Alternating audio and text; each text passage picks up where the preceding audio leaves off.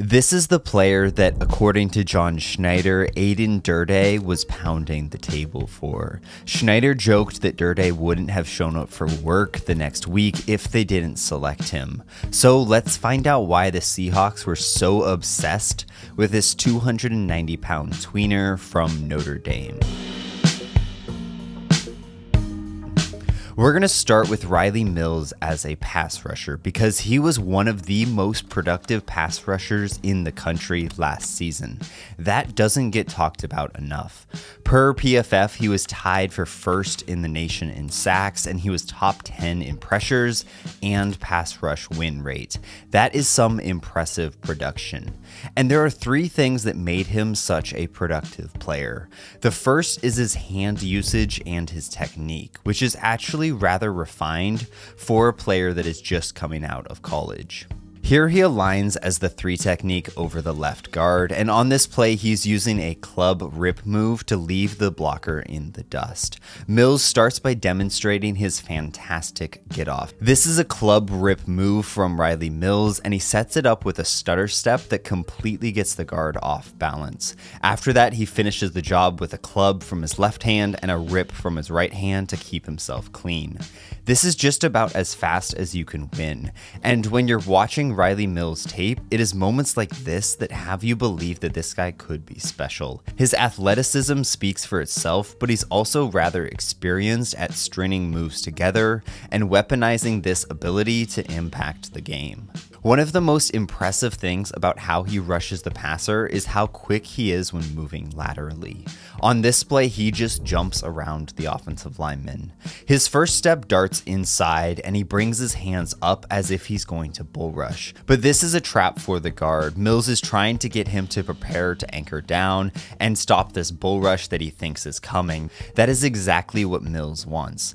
After faking inside to force the guard to anchor down, Mills now begins his move. The first step is to clear the blocker's hands to ensure that you can get the proper angle. This is accomplished with the outside hand striking down and across the arms of the guard.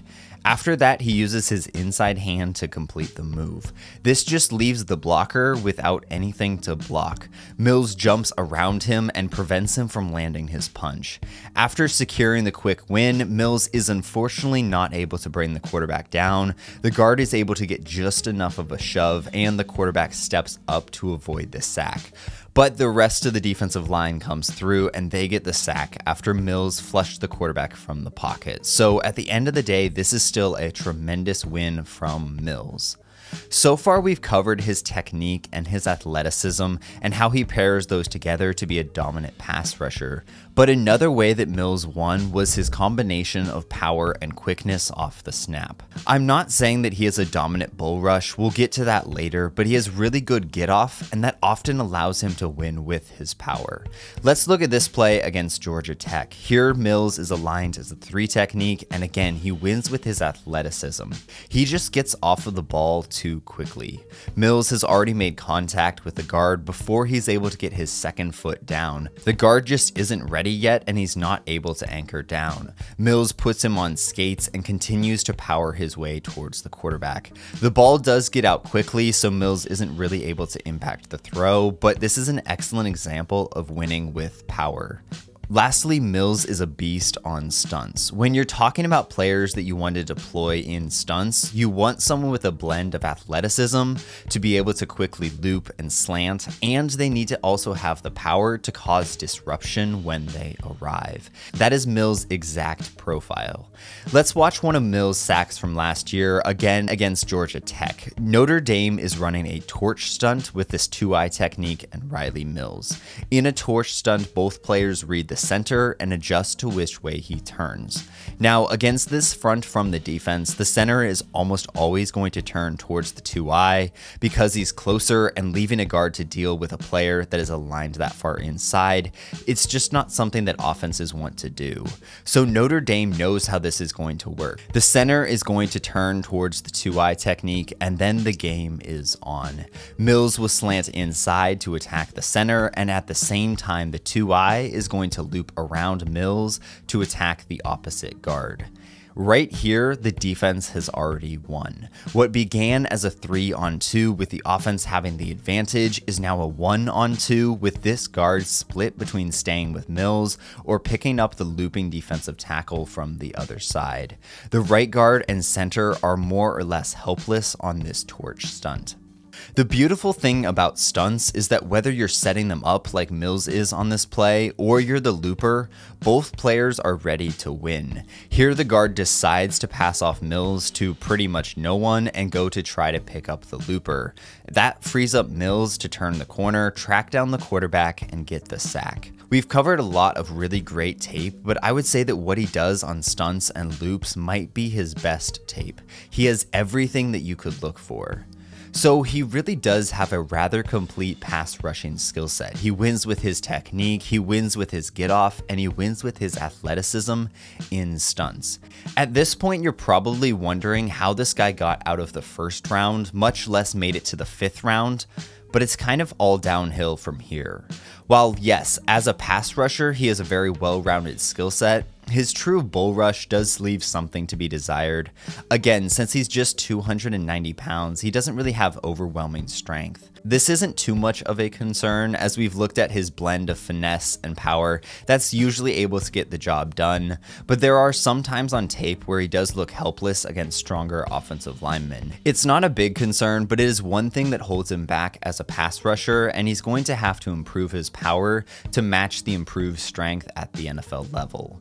But the real problem is his run defense. Now, some of his weakness against the run is by design. Notre Dame used a lot of interior stunts to stop the run like many teams do in college football. Here against Clemson, we can see them running another torch stunt where the front side one technique is crashing inside to free up Mills to step back and flow with the ball. A lot of how you stop the run in college football is about reading the blocks and using these stunts to make sure that your defenders are less focused on anchoring down. Often Mills played defensive tackle more like he was a linebacker and he was trying to flow with the ball. And some of his lowlights are due to the scheme and it's not really on Mills. But when Notre Dame did ask Mills to anchor down, he showed that he just can't do it. Not only is he light for a defensive tackle, but he also has shorter arms, and that is a really tough combination when you're trying to hold your gap and shed off of blocks. He will have some splash plays and run defense. Again, he's an explosive player, but Mills is a guy that just can't play inside on rundowns. Let's see this in action on this play here against Purdue. Mills is being attacked with a double team. This is split flow inside zone, and Purdue is trying to wash down the defensive line to make space for a cutback. And Mills gives them all of the space that they could ever want. He is moved completely off of the ball, and Purdue easily creates the space for the cutback lane. This lack of anchor simply will not work at the NFL level. Or here against Texas A&M, the guard completely controls him from the snap, and he's not only able to get the angle that he wants, but he's also able to get all of the vertical displacement that he could ever dream of. This happened repeatedly. Even against college players, Mills could not hold up against the run. You cannot play this guy as a 3 technique if there's a chance that he's going to be asked to defend the run. It's not that you should limit it or try to avoid it, you can't. This is a player that you cannot rely on to be a run defender, and I don't think that will develop. Yes, there are some technical improvements that he could make, but I don't think that you want to ask him to gain 20 pounds to be able to anchor down. What makes him special is his athleticism, and I don't think that the Seahawks are going to risk compromising that. Now, you can kick him outside, and Mike Macdonald has already talked about that, but I don't really think that he's ever going to excel in that role either. Again, we've talked about his lack of length, and that is the key to being able to defend the run from the edge. Don't get me wrong, he can play this role, but I don't think this is some perfect solution. So that's what we have with Mills. He's a dynamic and exciting pass rusher who dominates with his athleticism, but he lacks the size to hold up against the run, and that will most likely limit him to being a rotational player. Getting that in the 5th round is actually pretty great value, as anyone with pass rushing upside often gets pushed up the board. This is a guy who can come in on passing downs and be a weapon for Mike Macdonald. Even as just a rotational pass rushing specialist, he can have an impact for this team. But my biggest question with the selection of Riley Mills isn't really about his talent, but it's about his fit with the Seahawks. Not necessarily his fit in the scheme, which I think he's a perfect player for Mike Macdonald, but it's really his fit in this roster. This is a light pass rush specialist who might be able to kick outside a little bit on some rundowns. While that is a useful role, and in theory this defense does need players like that, it's just not what this roster needed. They have Byron Murphy, Leonard Williams, and Jarran Reed, and they can all play 3-technique pass rusher. I just don't know how much he's going to be able to get used for his first few years because there's a lot of other guys who are going to eat up those pass rushing snaps. And the Seahawks did need to add to their defensive line room, but they needed a nose tackle. I don't mind bringing back Jonathan Hankins. I think that was a good move and he's a good player, but this was a really great draft for nose tackles, right in the range where Riley Mills went. My biggest complaint with the Seahawks draft overall is that they didn't get a nose tackle. And as much as I like the concept of taking a developmental pass rusher, taking that over a position that you need to fill right now and into the future, it's just a tough move to justify. I know that the obvious counter to this is the idea of drafting the best player available, and I do get that, but at the end of the day, you're not collecting talent, you're building a team. This collection of undersized defensive tackles with really only one player with the size to play nose tackle, that's just a confusing way to build your team.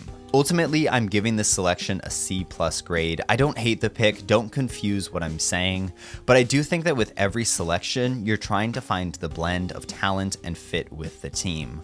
I really like the talent, but the fit isn't ideal. That doesn't make me against this pick, but it does drop the grade. Before we get out of here, there are a couple things that I would be remiss if I didn't mention. First of all, Mills did suffer an ACL tear late last season. By all reports, the recovery is going well, but it does sound like he won't be good to go until later in the season, so this will mostly be a redshirt rookie year. And secondly, the reports of his character are truly excellent. To me, this entire draft for the Seahawks is really about upside and character, and Mills has both. This is a guy who was a team captain for Notre Dame, so yes, that is the kind of guy that you want for your football team. Hopefully after Mills returns from injury, he'll be good to go and he'll be able to hit the ground running. It's not a perfect fit in my opinion, I've already talked about that, but I really am rooting for this guy and the upside is undeniable. Thank you so much for watching, let me know your thoughts in the comments and subscribe for more Seahawks film breakdowns. I have a ton of fun plans for this offseason. Thanks for watching and go Hawks.